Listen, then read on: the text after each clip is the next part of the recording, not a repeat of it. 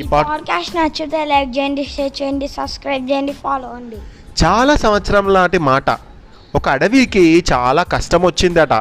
సంవత్సరంగా అక్కడ వర్షాలు పడకపోవడంతో నీటికి కటకట మొదలైంది. అంటే అక్కడ వర్షాలు పడకపోయేసరికి అడవిలో ఎక్కడ చూసినా చెట్లన్నీ ఎండిపోయాయి, నీటి కుంటలు కూడా ఎండిపోయాయి. పాపం అడవిలోని చెరువులు కుంటలు క్రమంగా ఎండిపోయాయి. తాగడానికి చుక్క నీరు కూడా దొరకపోవడంతో జంతువులన్నీ అల్లాడుతున్నాయి. పరిస్థితి ఇలాగే ఉంటే జంతువులన్నీ మరణించడం ఖాయంగా కనిపించడంతో మృగరాజు అయినటువంటి సింహానికి దిగులు పట్టుకుంది. అయ్యో ఏం చేయాలి అని తెగ ఆలోచించి గుహలో దిగాలుగా కూర్చుంది. దిగాలుగా అంటే చాలా బాధ, సాడ్గా కూర్చుంది. ఎలా మరి మన అడవిలో వాటర్ లేదు కదా, ఇప్పుడు ఎట్లా మనకు. కోతి మృగరాజుకు మంత్రిగా ఉంది. అది సింహంతో ఇలా అంది, మహారాజా ఇలా దిగులుగా కూర్చుంటే కాలహరణం తప్ప ప్రయోజనం ఏమీ ఉండదు. వెంటనే మనం ఒక సరైన నిర్ణయం తీసుకోవాలి. మన అడవికి దూరంగా తూర్పు దిక్కున జలగిరులు అనేటువంటి కొన్ని కొండలు ఉన్నాయి. అక్కడ నీళ్లు దొరికే అవకాశాలు చాలా ఉన్నాయి. ఈ విషయం మా పెద్దల ద్వారా నేను విన్నాను అని అంది. సరే, అయితే ఈరోజే మనం ఆ కొండలు జలగిరులు అనే కొండల దగ్గరికి వెళ్దాం. వెంటనే అత్యవసరమైనటువంటి సమావేశం ఏర్పాటు చెయ్యి అని మంత్రికి చెప్పింది ఆ సింహం. రేపు మన ప్రయాణానికి సిద్ధం చేయండి అంది సింహం. చాటింపు వేయడంతో జంతువులన్నీ సమావేశమయ్యాయి. సహచరులారా, నీటి కొరత తీవ్రంగా ఉండడం వల్ల మనం అడవిని తాత్కాలికంగా వదిలి వెళ్తున్నాం. జలగిరులు అనే పర్వత ప్రాంతానికి రేపే మనమందరం కలిసి బయలుదేరదాం. వర్షాలు సమృద్ధిగా పడిన తర్వాత ఇక్కడికి తిరిగి వద్దాం, సరేనా అని మృగరాజు అంది. జంతువులన్నీ సరే సరే, ఎందుకంటే ఇక్కడ నీళ్లు లేకపోతే మనందరం చచ్చిపోవాల్సి వస్తుంది, మీరు అన్నట్లే చేద్దాం మహారాజా అని అన్ని జంతువులు కూడా ఒప్పుకున్నాయి. మరునాడు సూర్యోదయానికి ముందే ఇక వలస ప్రారంభమైంది. వలస అంటే ఒక ప్లేస్ నుంచి ఇంకో ప్లేస్కి వెళ్ళడాన్ని వలస అంటారు. మంత్రి కోతి దారి చూపిస్తూ ఉంటే మిగతా జంతువులు అనుసరించడం మొదలుపెట్టాయి. ఆ జంతువుల గుంపుల్లో కుందేలు కుటుంబం కూడా ఉంది. పిల్ల కుందేలుకు అల్లరెక్కువ. దాని గురించి తెలుసు కాబట్టే మనం కొత్త ప్రదేశానికి వలస వెళ్తున్నాం.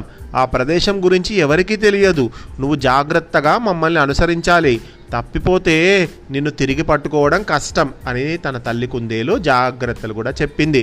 మనం ఎక్కడికైనా బయటికి వెళ్తే మన పేరెంట్స్ చెప్తారు కదా, అటు ఇటు తిరగద్దు నాన్న, మా చేతులు పట్టుకొని తిరగాలి అని చెప్పి అట్లాగే చెప్పింది అన్నట్టు.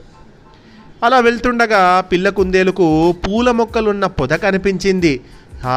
ఎంత బాగుంది ఈ పూల మొక్కలు అనుకొని ఆ కుందేలు ఎగిరి గంతేసి ఎంతో సంతోషం చేసి అటువైపు వెళ్ళిపోయింది. పిల్ల కుందేలు గమనించకుండా తల్లి కుందేలు చాలా దూరం ముందుకెళ్ళింది. పాపం పిల్ల కుందేలుని తప్పిపోయిందన్న విషయం తల్లి కుందేలు గమనించలేదు.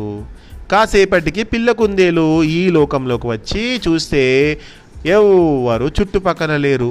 పిల్ల కుందేలుకు ఏడుపు వచ్చింది. అమ్మా, ఎక్కడున్నావమ్మా? అయ్యో ఎవ్వరు లేరు, నేను ఒక్కదాన్ని ఎక్కడున్నా, అయ్యో నన్ను విడిచిపెట్టి వెళ్ళిపోయారు అందరూ అనుకొని చాలా కంగారు పడింది.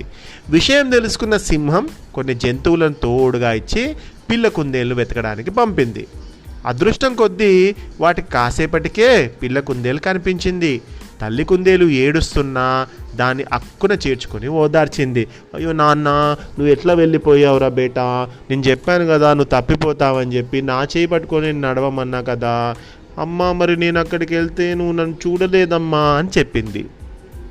తల్లి మాట వినకపోవడం వల్లే ఇదంతా జరిగిందని పిల్ల కుందేలు గ్రహించింది. ఇంకెప్పుడు ఇలాంటివి చెయ్యొద్దు అని నిర్ణయించుకుంది. కాసేపటి తర్వాత ఇవి మిగతా జంతువుల సమూహంలో కలిశాయి.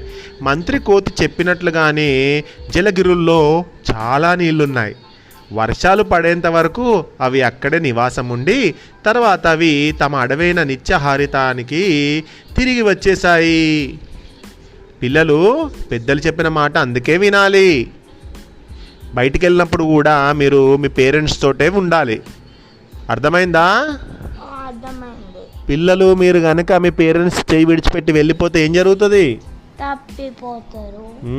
తప్పిపోతారు. ఇక్కడ కుందేలు అడవి లోపల ఇంకా వాళ్ళు చాలా ముందు వెళ్ళేసరికి వాళ్ళ అమ్మకు తెలిసిపోయింది, అయ్యో పిల్ల కుందేలు తప్పిపోయిందని చెప్పి. వెంటనే వచ్చి పిల్ల కుందేలు కనిపెట్టిండ్రు. కాబట్టి పెద్దలు చెప్పిన మాట ఎప్పుడూ వినాలి. ఇంతటి చక్కటి కథను రాసిన వారు వడ్డేపల్లి వెంకటేష్ గారు.